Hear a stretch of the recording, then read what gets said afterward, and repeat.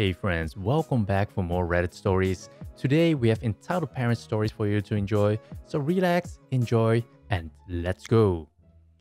EP thinks I am her personal slave and will make her catch the gay. So, I was working at a garden sale at my school and I was given the task of bringing the heavy items to the cars. There is a mandatory tip of 50 cents for it, whether I bring over a flower or a garden fountain. Most people pay, but it is common for people to either forget or forget because it is a Karen hotspot at events and we don't like to kick up a fuss over 50 cents. So the Karens decide not to pay. The mother of this bully of mine, let's call her Entitled Parents or EP for short, exits the main building where they buy stuff, and some of the salespeople drag a huge pot with a monstera in it. Huge plant, I have one at home myself and she is big. This thing must have weighed a ton because we charged on weight and it was a hefty price. I was the only transport not on a lunch break, so I walked up to her standing there waiting for a transport. The cast: EP, the Karen bigot spawner, me, yours truly, a gender fluid person, SP, salesperson. EP: oh no. My baby told me about this tranny. I don't want to catch the gay. Salesperson: she is the only transport available for the next hour. You can wait or try and get the plant to your car. Entitled parent: but it's heavy. I'm a worked woman and I can't lift it. I don't know what worked woman means, lol. Salesperson: well, there is a transport right there. Entitled parent: transports are people. It is not a person. I started holding back tears. That's not a way to address the workers.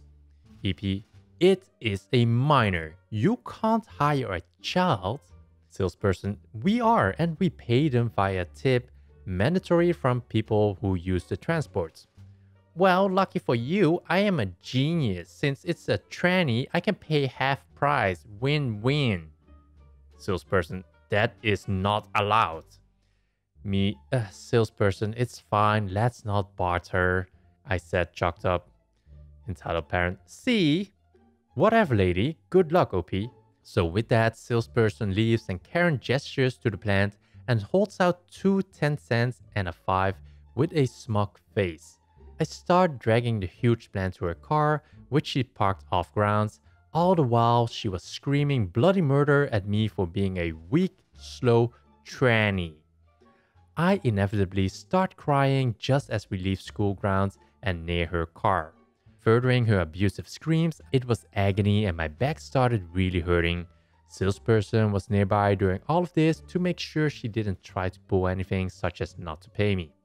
We got to her car and I waited for her to open the boot, but after a few seconds she erupted. Entitled parents: open the damn thing, freak.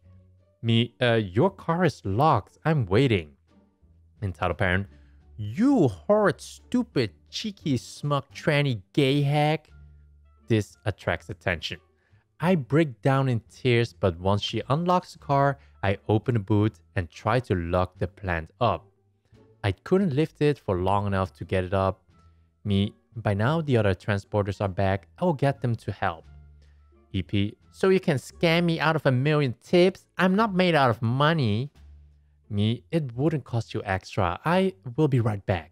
You are on commission. I say what you do. I'll tell you what to do until I pay you. I own you, tranny. Without a word, I lift the thing into a truck and there is an unspeakable pain in my back.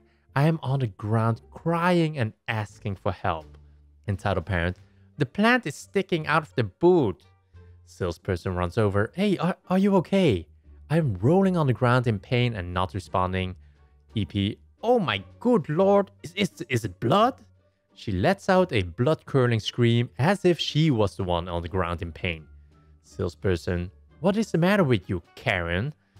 EP starts reciting prayers and hyperventilating and only truly speaks between breaths. Entitled parent: oh lord, I don't want to catch the gay. It is not getting paid now. I don't remember anything after that other than saying to Karen that she can go passionately hug herself. I'm rushed to the doctor and it is a minor injury but hurts so bad There was blood from my skin scraping on the pavement from when I was on the ground. Karen is not allowed on school property and her son was suspended for separate reasons that day. I'm all better now and my friends helped me get through the effects of her abuse. Wow, that's a sad story. Let's have a look at another one. The worst kind of EM. Before the lockdown, I had borrowed a pair of earrings from my sister. These are super cool silver and semi-precious stone earrings that our grandmother had given her. Gramps had had them made by an artist that was up and coming and has since passed away. So they've become somewhat more valuable than the sum of their parts. She would have a ring made for me by the same artist. I still had the earrings when the lockdown happened, so my sis wanted me to just keep them until it was over. Our state has a really terrible governor who lifted the lockdown way too soon. My family had decided to just stay in lockdown voluntarily. One day, while talking to my sister on the phone, she stopped speaking mid-sentence. Was quite a moment, then said, "Gotta go. My husband just came in the door sporting a fresh haircut." That was all it took.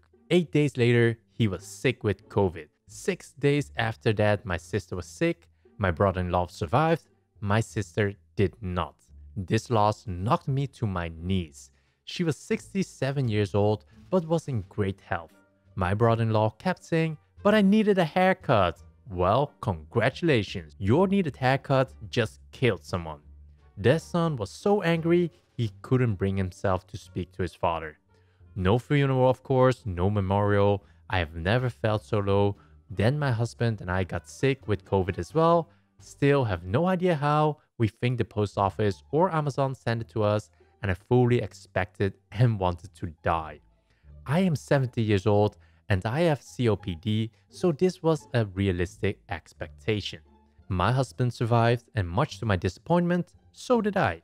A week after I recovered, if that is what you can call it, I'm still having issues.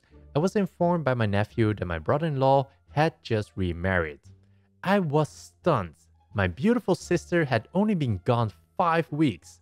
My nephew told me brother-in-law's new wife was loud and annoying. She was only 45, brother-in-law was 71, and she had 3 grown children, one of which still lived with her and was in his 20s. My nephew told me that he had gone to his dad's house because his dad had told him he had good news to share. The marriage was the good news.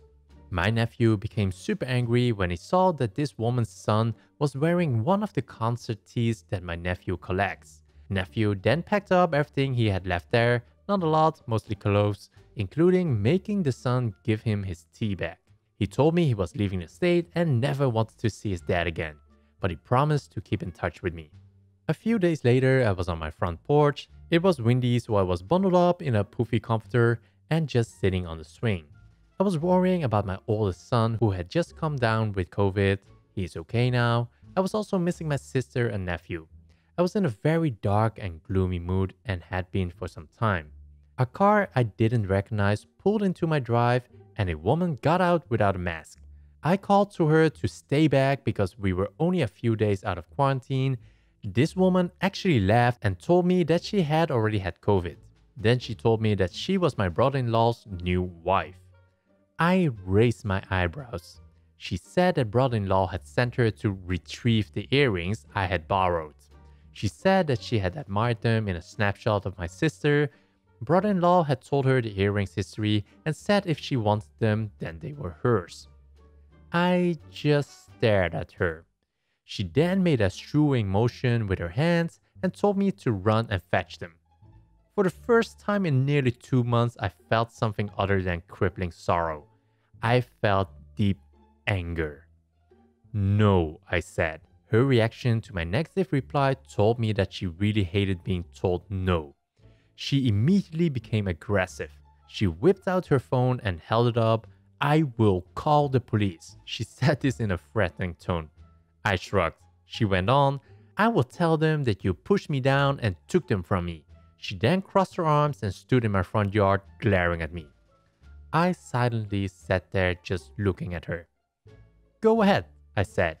I am not even 5 feet tall, and since having COVID, I weigh about 92 pounds. This woman was about 5'7" and weighed around 170 pounds. I pushed the comforter off of myself and stood up. I also have security cameras. Do you still want to call the police or shall I? The woman's face went pale. I thought it was because I obviously couldn't have pushed her down. I then said, I want you to leave my property and I never want to see or speak to you again. Those earrings you want were a special gift from our grandmother and there is no way in hell I would let you even touch them. I would give them to my nephew, but you or my brother-in-law aren't worthy enough to even look at them. She sneered at me, then said, I can and will have my husband take you to court. I shrugged again. I can and will take a hammer to them. That is what I will do if you press this issue. I said I wasn't bluffing. If it went to court and I was ordered to hand them over, I really would have taken a hammer to them. I didn't care one bit if I got into trouble. She only wanted them for their monetary value. They were worth so much more than that. Then my husband came out onto the porch. He said, I need you to leave. I've already called the sheriff. She must not have liked that idea because she left very quickly. The rage I felt inside of me was nearly boiling over. I didn't know this woman at all, and here she was demanding that I just hand over a family heirloom. To top it all off, my brother-in-law had told her she could have them. I started to tell my husband what had just happened, but he stopped. He had been watching the security cam and listening at the door. He said, something is wrong. I replied that he had gotten that right. I'm afraid that I said this in a snarky manner. He said, no, there is something else going on. None of this seems right. I opened my mouth to dish out a little more snark when he raised his hand, stopping me. Your brother-in-law is almost 72, right? I was losing my temper. What has that got to do with anything? He answered, has he ever acted like this before? He was married to your sister for 42 years and has never acted like this. Do you think he would really marry someone like that? I think he might be exhibiting early symptoms of dementia or Alzheimer's. I was gobsmacked. I was so focused on my own pain, anger, loss and resentment that I had failed to take in the whole picture. So my husband got the sheriff and they went to my brother-in-law's house to talk to him. My husband walked up to brother-in-law's door ahead of the sheriff. This new wife came out of this door screeching that he needed to get off of her property. Her 20-something son was standing behind her, so my husband got a good picture of the both of them on his phone. She freaked completely out over this, but when the sheriff came up behind my husband and asked him to send the photo to his phone, she and her son ran out to their car and took off. No one has seen them since. After several visits to a specialist, it turned out that my brother-in-law did indeed have Alzheimer's. This new wife of his had been doing this sort of thing for years. The reason she ran away after the picture was taken was because she was wanted in other states for elder abuse. She would marry a much older and confused man, then drain his assets.